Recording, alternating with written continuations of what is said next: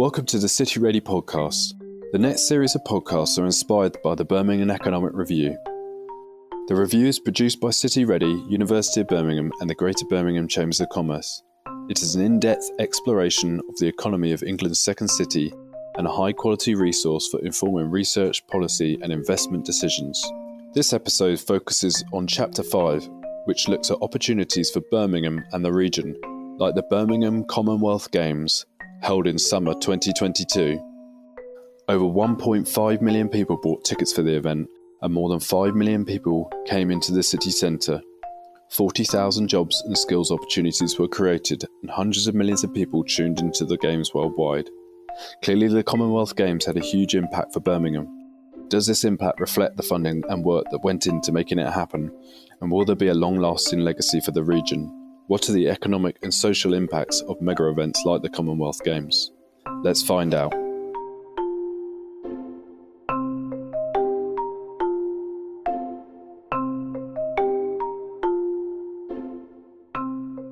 Welcome to the City-REDI podcast.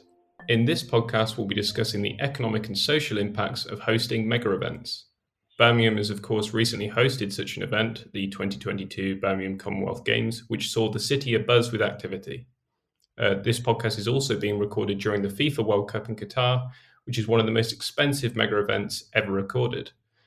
Hopefully, by the end of this podcast, we'll know a bit more about the potential impact and legacy of such events and how these impacts can be effectively measured.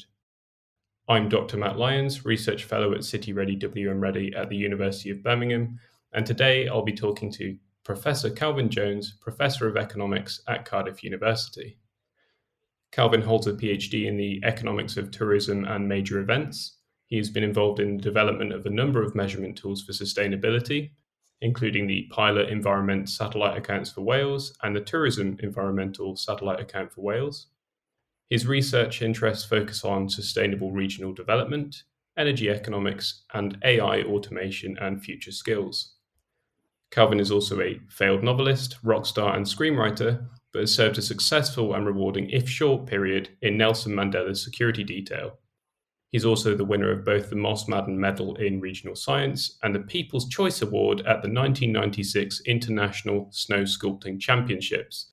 But perhaps most importantly, Calvin is my former PhD supervisor. So Calvin, thanks for joining us today. Pleasure to be here. It's quite a varied and exciting CV you've got. I don't know how you get a part-time gig as security detail for head of state, but if they are hiring regional scientists, be sure to give it a nod. The labour market was very tight back then, so they did have to scrape the bottom of the barrel and well beyond.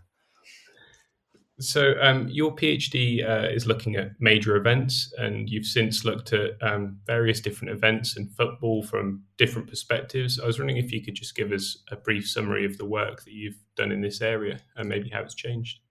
Well, initially I started with the Rugby World Cup, which was held in Cardiff in 1999, and did quite a lot of work looking at the economic impact of that event, both in the short term in terms of expenditure impacts around the stadium and hotels and bars and so on, and then thinking about where that, and then stadiums more generally, sat within regional development and national narratives and so on.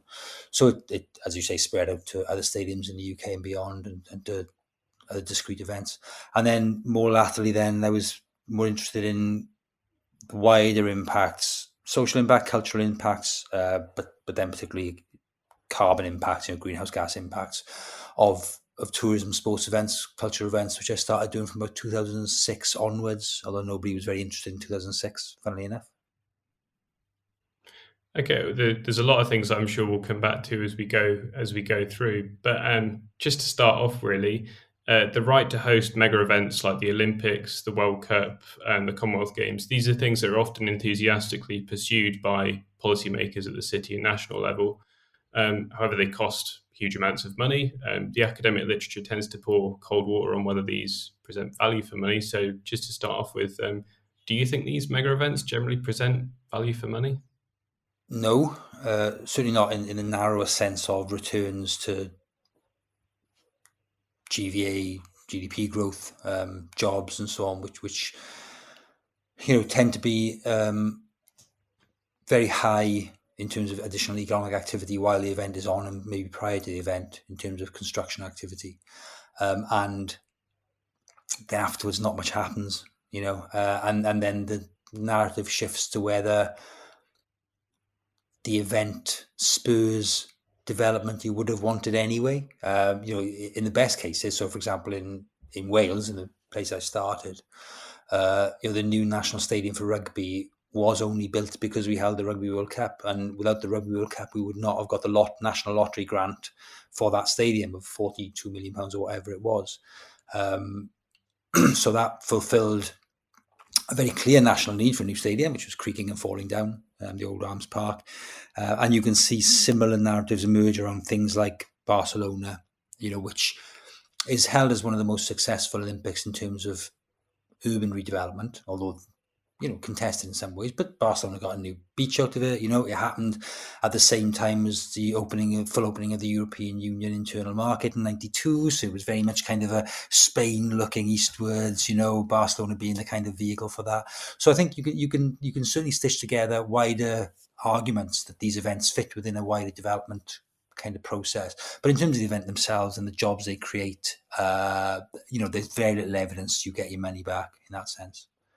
Well, it's quite a startling thing to say up front that they don't present value, in very narrow economic terms anyway, value for money. But I was wondering if we could talk about some of those sort of wider impacts, really. So as I recently did a blog, and part of it was in the Birmingham Economic Review, and that was around the tourism impact of the Birmingham Commonwealth Games. And it was genuinely very difficult to separate out what is genuinely additional, and that's in one of the easier kind of impacts to measure, really, the number of people that are turning up to an area. So I was wondering if you could talk about sort of the different types of impacts that maybe we might look to capture sort of beyond the narrowly impacted, and what the challenges are for those. Yeah, I mean certainly sticking with the tourism, there's always an argument that in the longer term, visitation might be increased as you've increased the visibility of the city on the back of the major event. And again, same with Cardiff. I mean, that's certainly true that the new stadium and the Millennium, and now Principality Stadium, renamed it when the sponsorship changed. That has been at the centre of a number of cultural, sporting, and other events which have placed Cardiff towards the top of the UK's kind of destination cities, if you like. So I think there are arguments that for the long term, you can, in the best case, increase visitation to a city on the back of a sports event. And that's, I think, a defensible reason for having them. I think in other places, for example, London, I think before the London Olympics, London was already the second most visited city in the world, I think, after Paris, if I remember correctly. So the argument that the Olympics can spur tourism for London is a much more dubious one, because people know where London is. If they want to come, they'll come. For second and third tier cities, slightly different. The argument is stronger, maybe around things like urban redevelopment. Again, looking at London, that part of East London was a little bit of a mess. The big triangle where the Olympic Park sat. The question then is whether the sort of development that you have in those places is the sort of city really needs. So that, again, counterfactuals. The planning for London 2012 happened at the same time as you had a huge crash in financial markets and crash in property demand after that, and huge problems, in terms of how we sold the land from the London Olympics afterwards. Various governments sold that land, leased that land afterwards, and the emergence of this fairly typical. We see this East Manchester as well. Lots of flats, some offices, property-led regeneration, which in other lights looks like horrible gentrification, fewer affordable housing than you'd see in other places. So it's not just, is this right for the city, but is this right for which parts of the city? Who benefits? And certainly, if you look at the population of East London, there aren't that many houses in the former Olympic Park that they would be buying, or flats. People who are maybe recent immigrants, of minority ethnic background, who maybe are not in the sorts of jobs in many cases where they can afford to buy those properties. So it's not just does the city benefit, but what do you consider as a city? The sort of infrastructures which are developed, how fit are they for purpose in terms of wider city and national development, is a really interesting question, I think. Well, there's a lot of things to unpack there. I mean, we certainly hear with some of the Olympic stadiums that they don't get repurposed very well, and that's sort of quite an obvious sort of failure to get value for money. But you also mentioned that the Olympics sort of came in the wake of a financial crisis. Well, of course, the Birmingham Commonwealth Games is coming in the wake of the pandemic crisis, which has affected tourism numbers as well, and then now into a cost of living crisis. So how do you sort of interpret legacy from an event when there's so much noise in the macroeconomy? It is almost impossible, and it's not just impossible because of noise in the macroeconomy, but it's almost impossible because nobody collects the sorts of sport and activity related stats you'd want to use. So, and tourism stats. So, if you look at the the performance of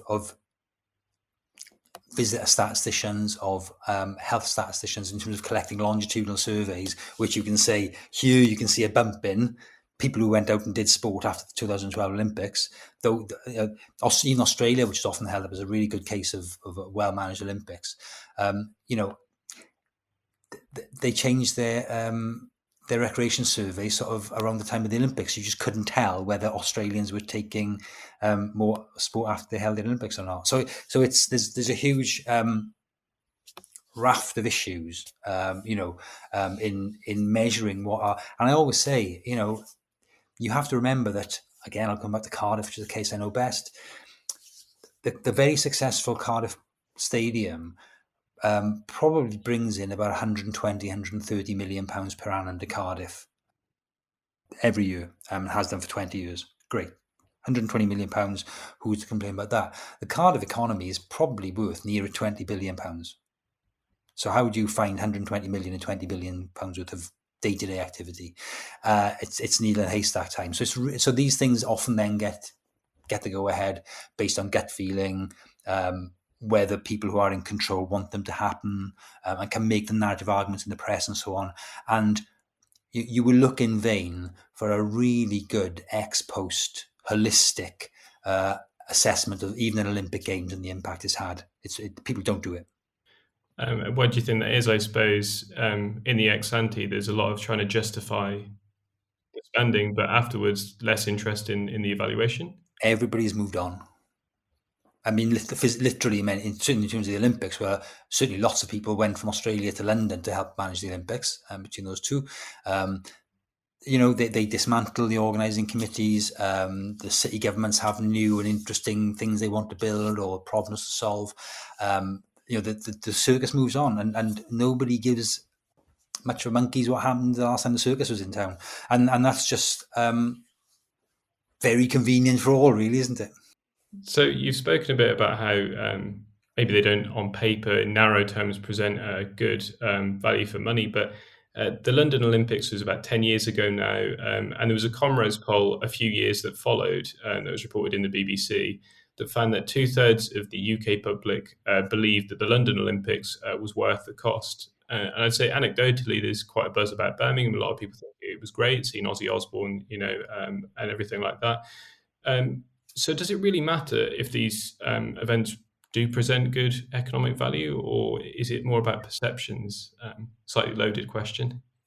So there's this term in the literature a few years ago, I haven't seen it much recently, and the term was psychic income, which is used to explain why, even when, for example, citizens in an American city might know that a new sports franchise and a new stadium isn't worth the money, they still vote for it because they like the feel-good factor of having, in that case, a big baseball or American football team in town, or say a big peripatetic sports events in a European sense.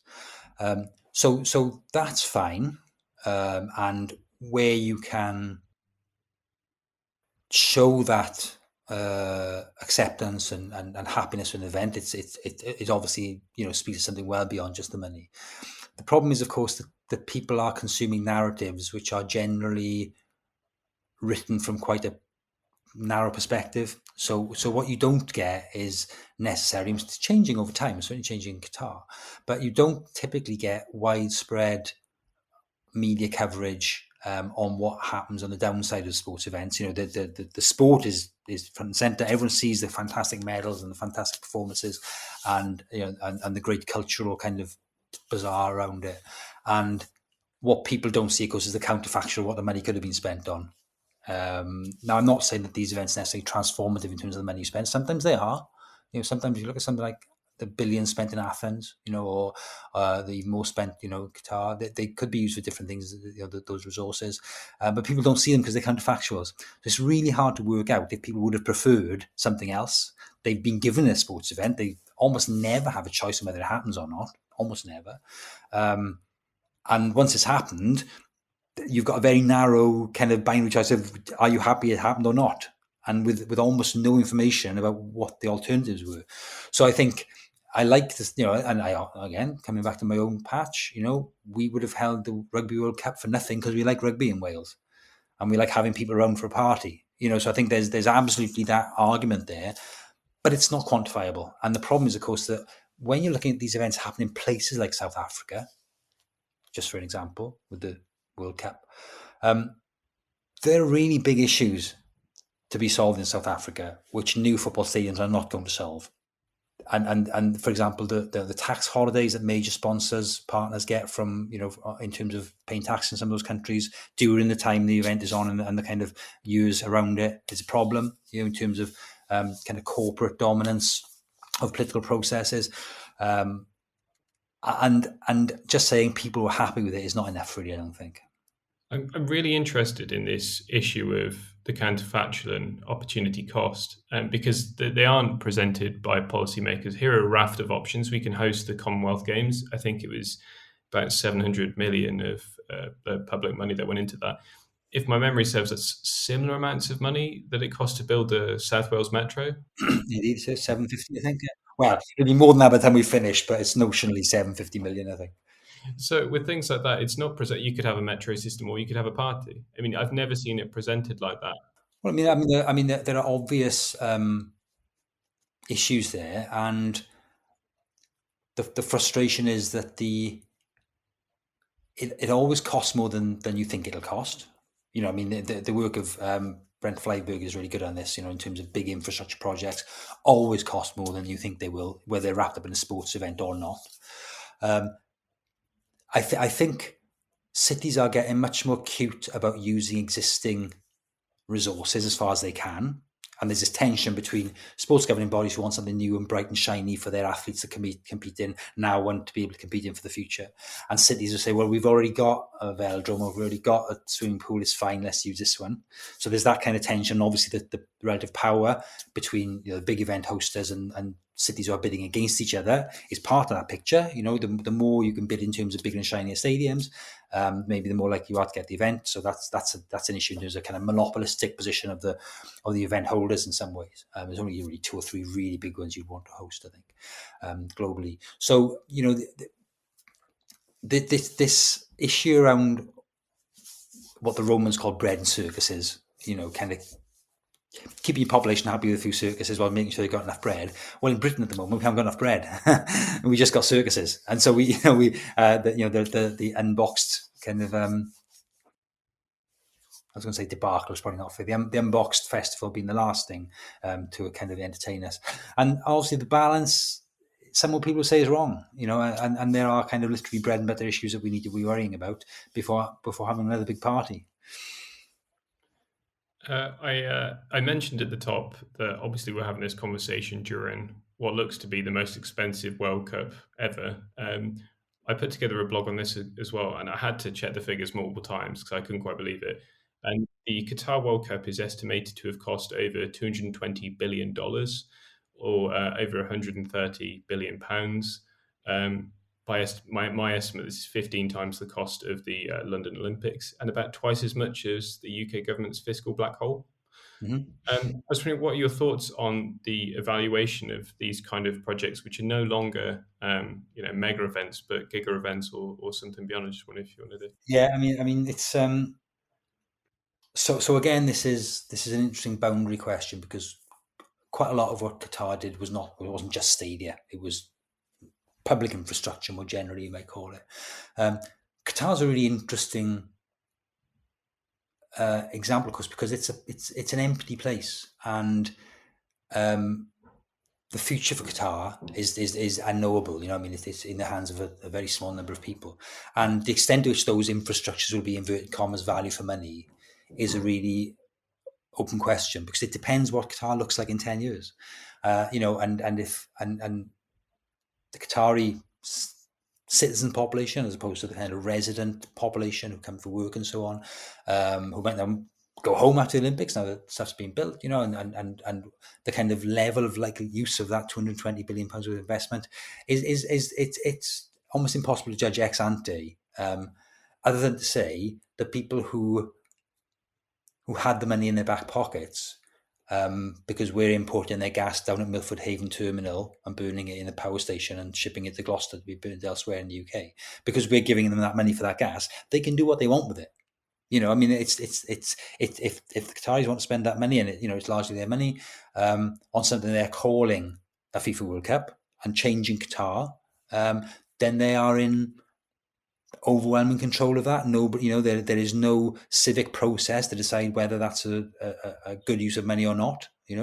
Outside of a very small elite, and so when we see this happen in that sort of place, both the size, I think, of the money is not that surprising, and you look at the extent to which, obviously not to this level, but the events in Sochi, the Winter Olympics in Russia, hugely expensive, both in direct financial cost and in terms of upset to ecosystems and so on. That happened in a situation where one man decided that he wanted to have a Winter Olympics, and he made other people pay for it. Oligarchs and so on. And so in those sorts of situations where there is less civic debate, it's not surprising the numbers we see are staggering. And it'll be interesting to see what happens, with the next World Cup in North America, and whether that looks very different. Unfortunately, I hear that the carbon numbers are going to be even worse, because, of course, we'll be flying teams around bits of North America rather than bussing them between stadiums in Qatar, which, for all its faults, at least the stadiums are close together there, which reduces the carbon footprint a bit. But it'd be interesting to see if there's a more kind of modest approach going forward, or whether this is just a really weird outlier where, as the world gets poorer and poorer in many ways, these events just sucking more and more resource. It's interesting you've touched on slightly the environmental impact of some of these events, because that's not really something that we've discussed yet. I think it's possibly unfair, but particularly notable when you're thinking about things like the World Cup or the Olympics, which does involve, a huge section of the population flying all over the world to a particular event. And I think exaggerated in Qatar, when everything has to be air conditioned, possibly even outside as well. Is the environment a big concern for these kind of events, or is it? We're seeing more and more greenwashing. I mean, the extent to which major events have taken on the environmental issue, the environmental issues is changing. The extent to which mega events are having to consider this is increasing. For example, Formula One has talked about a regionalised calendar. So at the moment, Formula One just jumps across the world in a really random way, depending on who they send a contract with. It's ludicrously high carbon. The stuff burnt in the cars is irrelevant compared to shipping this stuff and people all around the world. So they are moving towards a calendar where they'll have a bunch of European races, a bunch of American races, a bunch of Asian races, and Middle Eastern races. So you will get less travel. So you're seeing some big organizational changes occur. The rational thing to do is just not have Formula One. That's the problem, isn't it? Is once you start to look at this, you realize the carbon footprint of some of these events are so massive that there's only so much you can bring them down. And I think, I was writing about this in 10, 15 years ago, about the fact that we moving spectators around the world in their tens and hundreds of thousands for these short-term events was just looked really bad. And obviously in the subsequent 10 years, nobody really cared, and it carried on and still carries on. There are two competing arguments, I think, here. One is that what I've just said should hold, and these are such really high carbon, very high consumption events for a very small number of people who are typically very rich, or save up their money in in the case of World Cup and kind of a lifetime experience, and we shouldn't do them, or we should do them completely differently. And then there's another argument, which is these events are actually a tiny percentage of any national footprint in a given year. Same as economically. I mean, compared to the carbon footprint of all the Qatari gas built in a year, the World Cup is just minuscule. Compared to even the Wales is 40 million tons of carbon per annum. Any major event you could hold here would be very, very small. But of course, they have demonstration effects and they have signalling effects, and they're so high profile. You want to use them in ways which demonstrate your commitment. And then what typically happens, you get greenwashing. You get FIFA who say they'll do things which are low carbon, but of course they're not building the stadium, so they don't care if there's a lot of embodied carbon in them, and it's not their fault that thousands of people die, when they building these stadiums allegedly. So you get these really weird effects where, sports governing bodies will take the bit they can deal with, and they can say, "Oh, we're a green event because we recycle the plastic in the stadia," and not care about where the stadia came from, and that's very frustrating as somebody who tries to measure carbon impacts holistically, because the big stuff is just and in that way, in many ways, they are absolutely a reflection of society, where universities will count the carbon in their buildings, but not in their international students travel to get to the university. So in a way, they're doing a really good job of reflecting society, because we're all doing it. As you know, at WM-REDI, we've got a particular interest in anything that affects the local economy, the economy of the Midlands. And as such, we're starting to consider the impact of the Commonwealth Games that's just gone. With respect to some of the things that we've just discussed, do you have advice for how we might sort of conduct such a project, how we might best capture some of these issues that we've talked about: opportunity cost, reputational effects, well-being, physical? Start 10 years ago. That would be my first point of advice, because it always strikes me that if you want to do this properly, as soon as you know an event is going to happen, you start baselining. What do people think of Birmingham in 2017, 2019, 2021, 2023, 2025? What are visitor flows for very particular purposes in 2017, 2019, 2021, and so on and so forth? Because without that, the counterfactual is very, very difficult to judge. You have big issues when you ask people about events, because they typically know you're asking either directly or indirectly on behalf of an event, which I think all of us in academia get dragged into in some ways. We start doing research, and depending on who's paying us, it can be difficult to do research in a very objective way. So what you get then is people saying what they think you want to hear. So did you enjoy the Commonwealth Games? Yeah, it was wonderful. Did you go to the events? Oh no, it was on telly and I thought it was brilliant. I loved Ozzy Osbourne, whatever. And on the other hand, you will then get quite vocal segments of society who are very concerned about the way in which major events impact on, say, homeless populations, which are often quite bad for, on the shape of the urban fabric, which changes in ways which are beneficial to property owners, not so beneficial to people renting that property, for example. And so you get kind of really almost like a dumbbell effect, where you get extremes sometimes at either end, and they don't tell you very much about what's in the middle. So the way to do this, and we've tried to do this in the past with the UK events people, is to have a consistent, coherent methodology you can apply over a medium and long term. But as I implied earlier, nobody's really interested in that. So as an academic, you often end up, if you're very lucky, you get to go along to the stadium during the event and survey people. Where they came from, how long they stayed, how much they spent on what they think of it, where they're going afterwards. And we've done that obviously at many events in various places, including the Tour de France in London. And that's really interesting, because at least then you can get a good handle on the expenditure effects, and you can say this is definitely for the event. It's not bundled up with anything else. And other than that, I think it's really hard, to do things ex post unless you thought about it really, really clearly ex ante. So Godspeed. Well, thanks for that. I mean, fortunately, a lot of this information that you've just referred to, particularly regarding tourism, is stuff that has been captured and has been thought about. I think maybe the Birmingham Commonwealth Games hopefully a little bit unique in that there has been some preparation for this kind of analysis for some time, particularly with regard to inward investment linked to the games, which I think is sort of a novel area of extension that is something that we're hopefully going to look at as well. Well, I think we're sort of nearing the end of our time here, so I have to say thanks for your time, Calvin. Always nice to talk to you. It's been fascinating. And hopefully see you on here again. Well, it's a pleasure, and I look forward to the outcomes from your research from Birmingham.